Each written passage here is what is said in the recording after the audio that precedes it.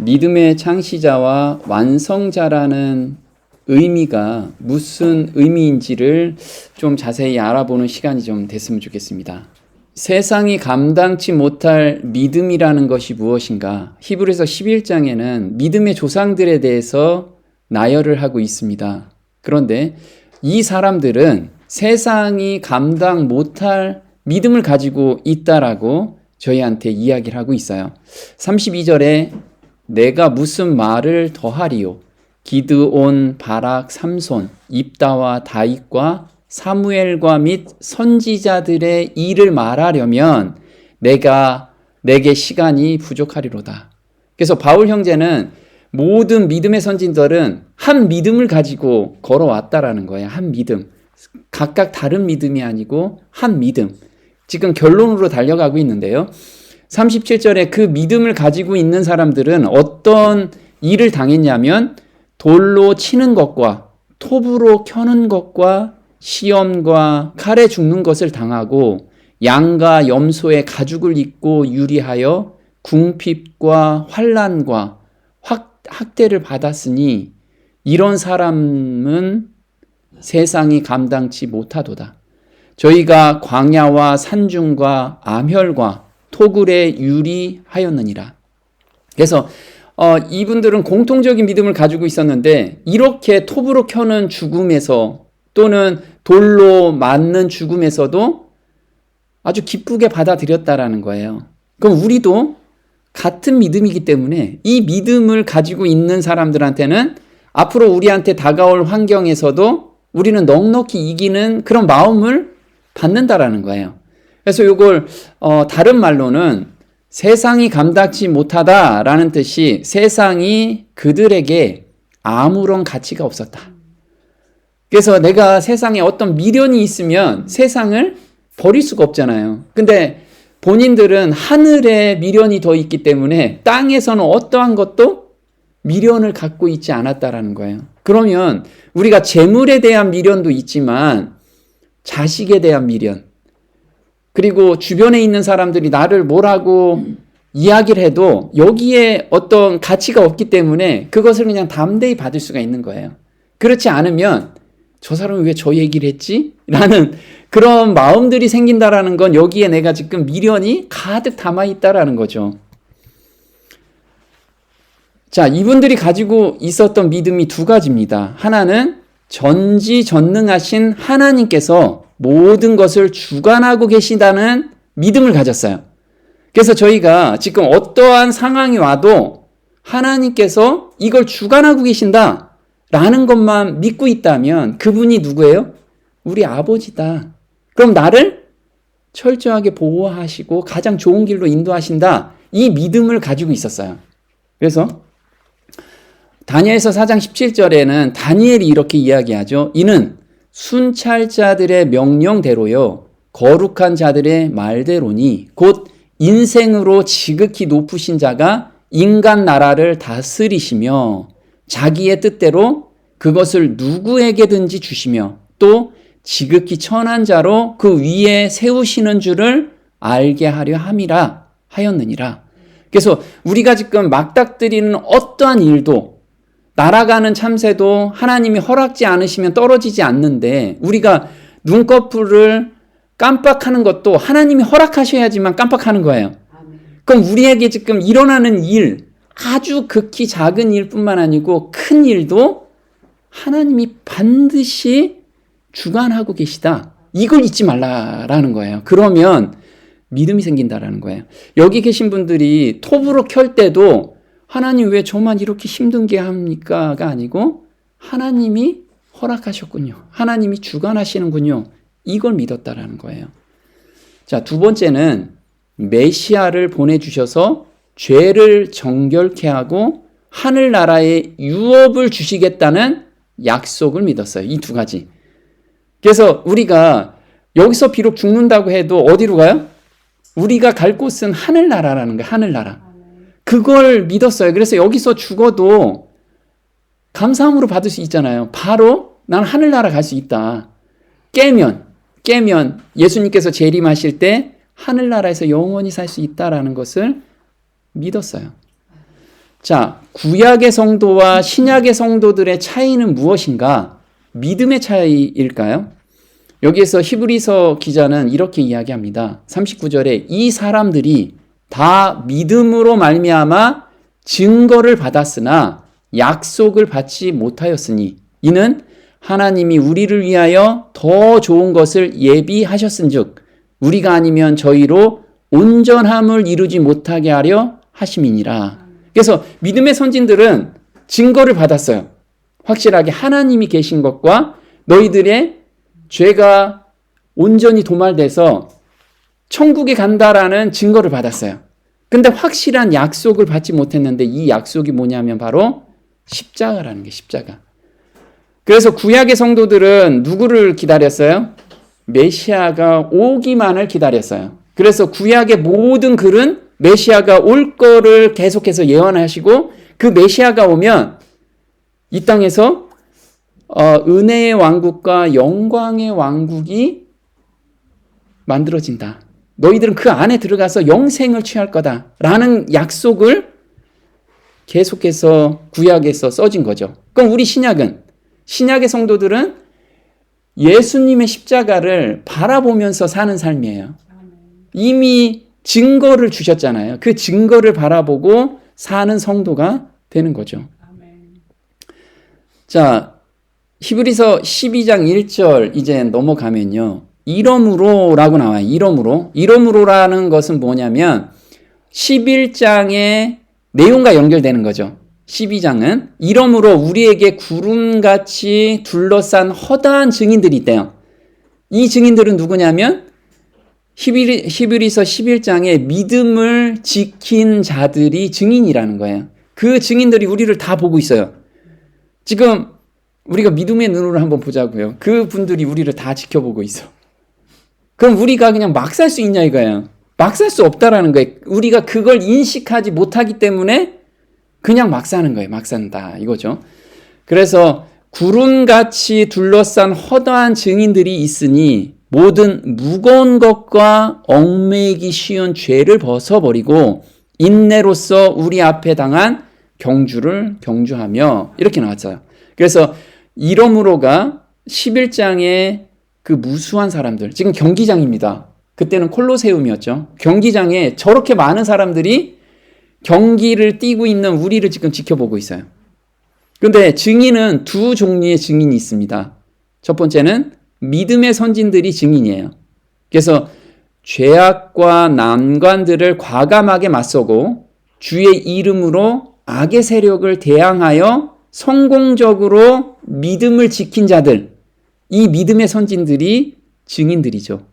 지켜보고 있어요, 우리를. 두 번째는 우리들 주변에 있는 사람들이 우리를 지켜보고 있어요.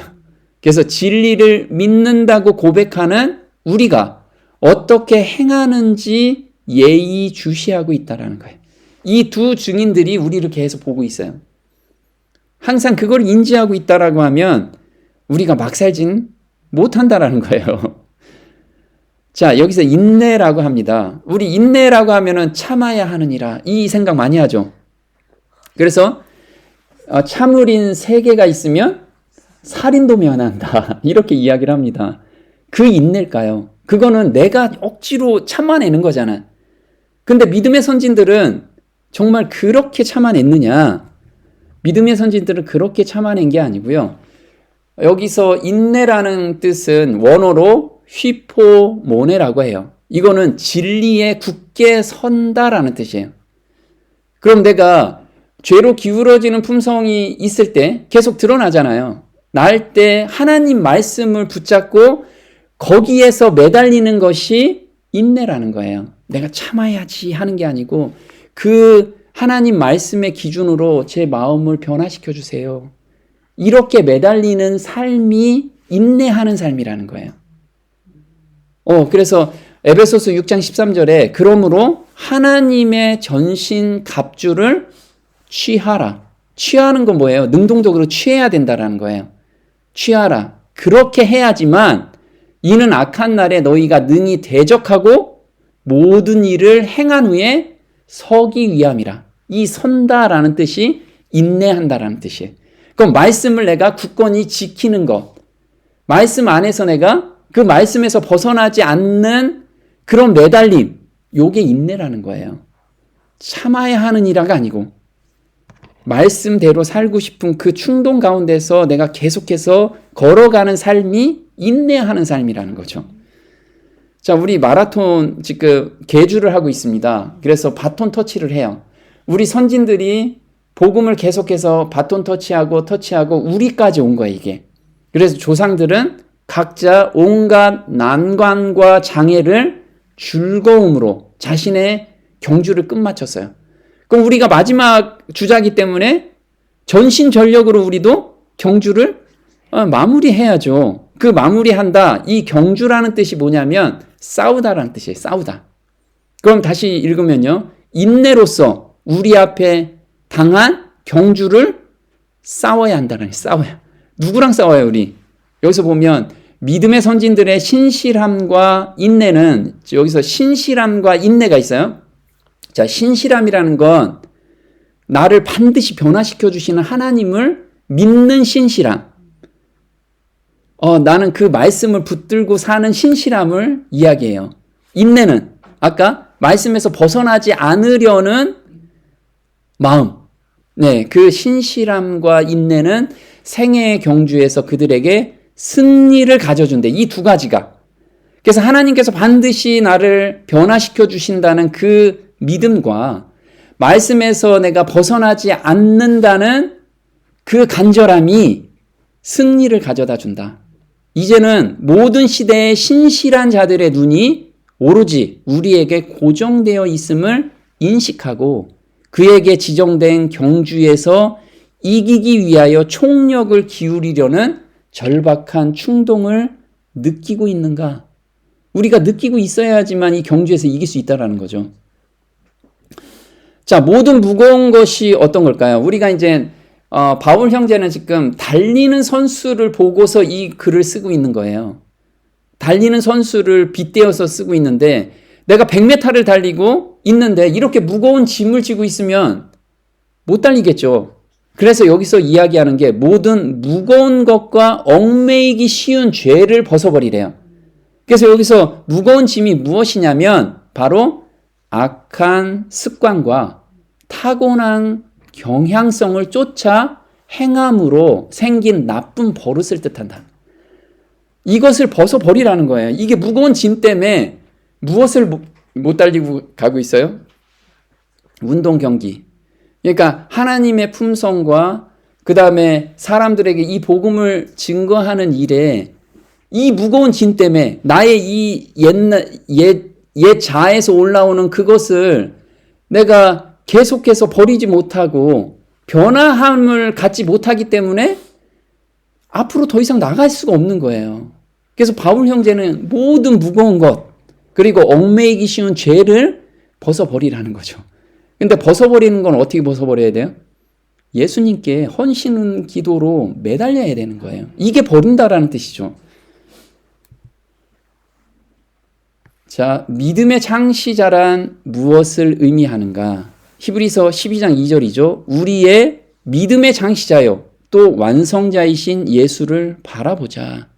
그분께서는 자기 앞에 놓인 기쁨으로 인해 십자가를 견디사 그 수치를 멸시하시더니 이제 하나님의 왕자 오른편에 앉으셨느니라.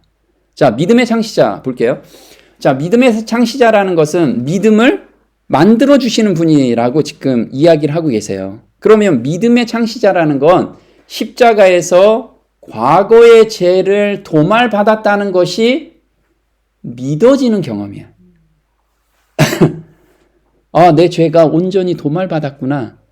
이것이 믿어질 때 믿음이 창시가 된다라는 거죠. 그러면 이걸 로마서 3장에는 이렇게 쓰고 있어요. 로마서 3장 23절에 모든 사람이 죄를 지어 우리가 죄를 지은 죄인이라는 것은 인식하죠. 인식할 때부터 시작되는 거예요. 죄를 지어 하나님의 영광에 이르지 못하더니 그리스도 예수 안에 있는 구속을 통해 하나님의 은혜로 값없이 의롭게 되었느니라. 자, 값없이 의롭게 되는 유일한 방법은 구속을 통해서 가능한 거예요. 예수님의 십자가를 통해서 가능한데 25절에 그분을 하나님께서 그분의 피를 믿는 믿음을 통한 화해 헌물로 제시하셨으니, 자, 이게 뭐냐면 구속이라는 뜻이 뭐냐면 그분의 피, 예수님의 피를 믿음을 통해서 화해 헌물로 제시하셨대요. 이게 어떤 내용이냐면 하나님께서 죄인들은 반드시 죽여야 되는데 예수님께서 대신 죽으셨다라는 거, 그게 보증서를 준 것이 십자가다. 그래서 네가 죄를 져서 지금 죄책감에 있느냐? 십자가를 바라봐라. 하나님께서 너희는 더 이상 죄인으로 생각하지 않는다. 자, 너희 죄를 어디에서 도말시켰어요? 십자가에서 도말시키지 않았느냐? 근데 이거를 마음으로 믿었을 때 우리가 믿음이 장치가 되는 거예요. 아, 하나님 감사합니다. 이게 나오겠죠? 그래서 뭐라고 나오냐면 하나님께서 참으심을 통해 어떤 죄? 과거의 죄들을 사면하심으로써 자신의 의를 밝히 드러내려 하심이라. 자, 여기서 보면 현재의 죄, 미래의 죄가 아니고 어떤 죄? 과거의 죄. 그러니까 내가 깨달았으면 오늘 이전의 죄는 다 도말됐죠. 하나님께 더 이상 생각하지 않는다고 말씀하시는 거예요. 근데 거기에서 멈추면 오늘 짓는 죄, 미래의 죄는 어떻게 할 거냐? 그게 26절에 나온 거예요. 내가 말하거니와 이때에 자신의 의를 밝히 드러내사 자신이 의롭게 되며 또 예수님을 믿는 자를 의롭게 만드는 이가 되려 하심이라. 자, 예수님을 무엇을 믿어요? 예수님께서 내가 지금 죄를 혹 넘어가면 예수님께 전가하면 그 죄도 지금 하나님 우편에서 죄를 중보하고 용서하고 계시는 그 예수님을 바라보면 우리가 죄가 미워지게 된다라는 거예요. 이 마음을 주신다라는 거예요. 그래서 우리가 과거의 죄도 사면받을 뿐만 아니고 그 기쁨 때문에 앞으로 짓는 죄도 하나님께서 용서해 주시고 그 다음에 그동안에 죄 짓는 것이 너무 좋았는데 죄가 미워하고 싫어지는 마음으로 우리를 재창조해 주신다라는 거. 이게 거듭난 사람의 증거라는 거예요. 그래서 과거의 죄와 보면 완성자, 어디까지 완성시키냐면 예수님께서 우리의 죄를 온전히 도말하는 가운데서 우리는 예수님이 나중에 재림하실 때 몸도 홀연히 변화가 되잖아요. 거기 그 상태까지 가는데 믿음의 완성자란 매 순간 십자가를 볼 때 중보하고 계시는 예수님을 바라볼 때 매 순간 완전에서 완전으로 올라간다라는 거예요. 완전에서 완전으로. 그래서 완성자, 이게 우리가 요한 1서 1장 9절이죠.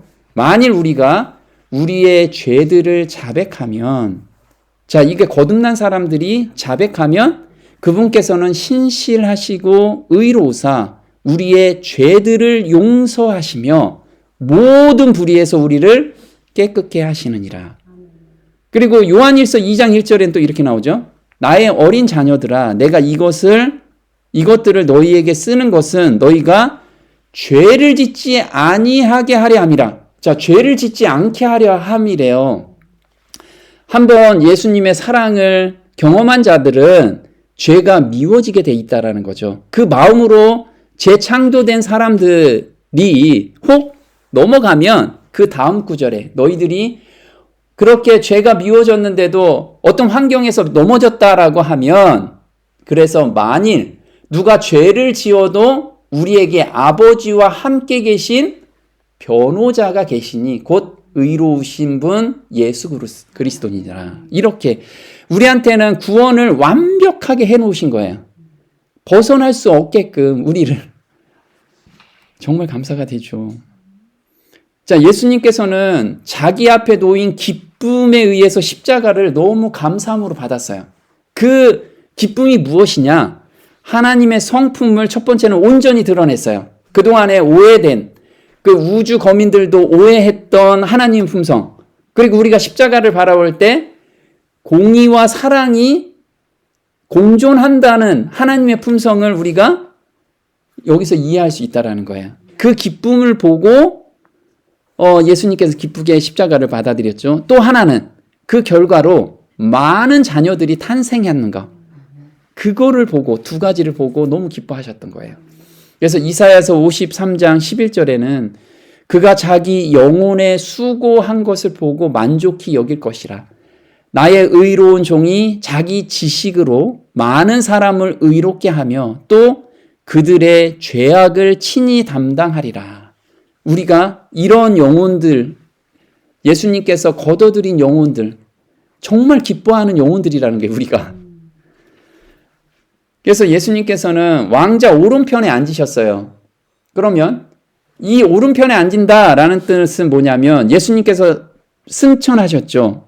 부활 승천하셨어요. 그리고 하나님 우편에 앉으셨는데 예전하고 다른 몸으로 앉으신 거예요. 예전에도 하나님이셨는데 지금은 신인으로서. 신인이라는 것은 두 가지 역할을 하죠. 첫 번째는 중보자와 제사장으로서의 역할을 하는 거예요. 그래서 우리한 죄를 지으면 계속해서 중보하고 계시는 거. 두 번째는 왕으로서 즉위하셨어요. 예수님께서는.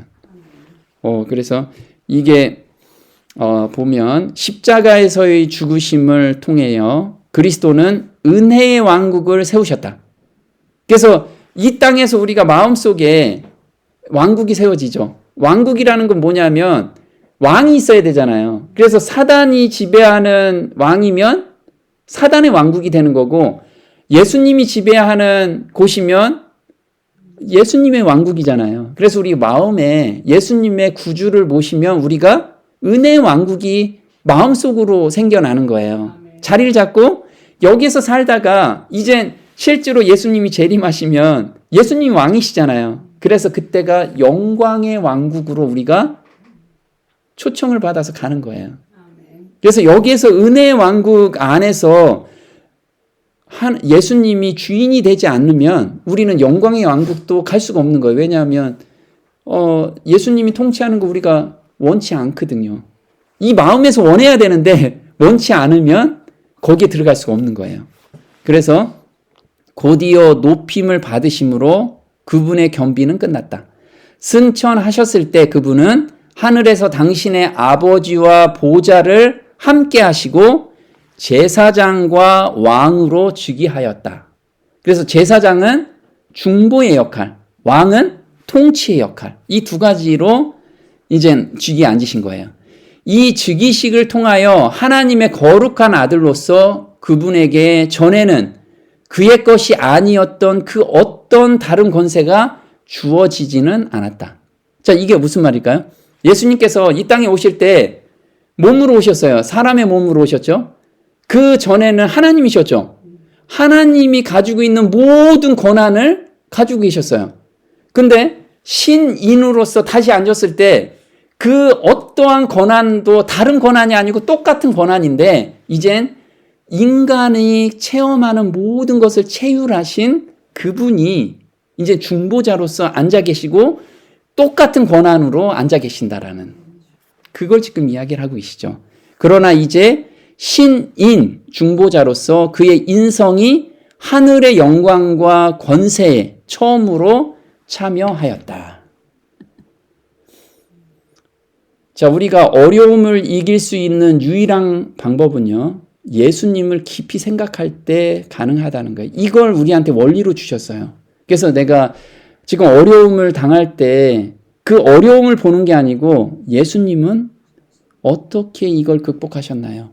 이걸 깊이 묵상할 때 자연스럽게 그 어려움이 극복된다라는 거예요. 그 마음을 주시고 그 다음에 하나님이 주관하시다는 것을 믿게 되는 거예요.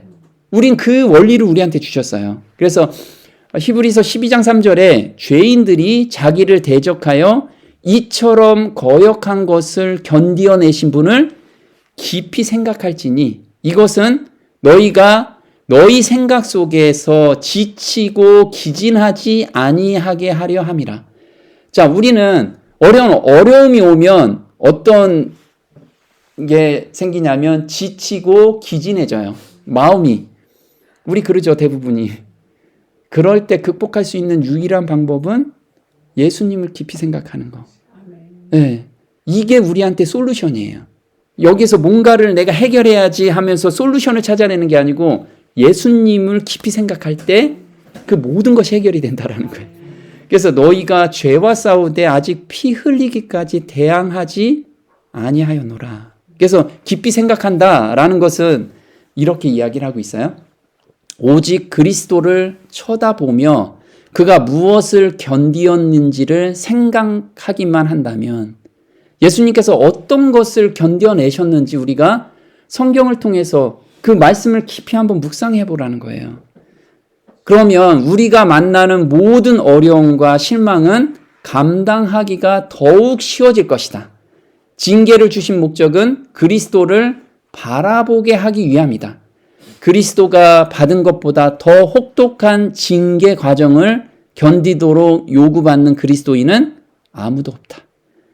그러니까 예수님보다 더 고통스러운 그런 시험은 아무도 없다라는 거예요. 그가 시련과 유혹을 대처한 방법을 생각함으로써 우리는 지치거나 나약해지는 것을 피할 수 있다. 그리스도가 견뎌냈고 우리도 그의 은혜로 말미암아 견딜 수 있다. 그래서 우리는 정말 예수님께서 어떠한 상황에서 견디셨는지 그걸 한번 깊이 묵상해 보라는 거죠. 근데 평상시에 말씀을 우리가 보지 않고 말씀을 연구하지 않으면 그게 깊이 생각이 날까요? 잘 생각이 안 나요. 그래서 우리는 평상시 예수님의 생애를 깊이 연구하는 거 너무 중요해요.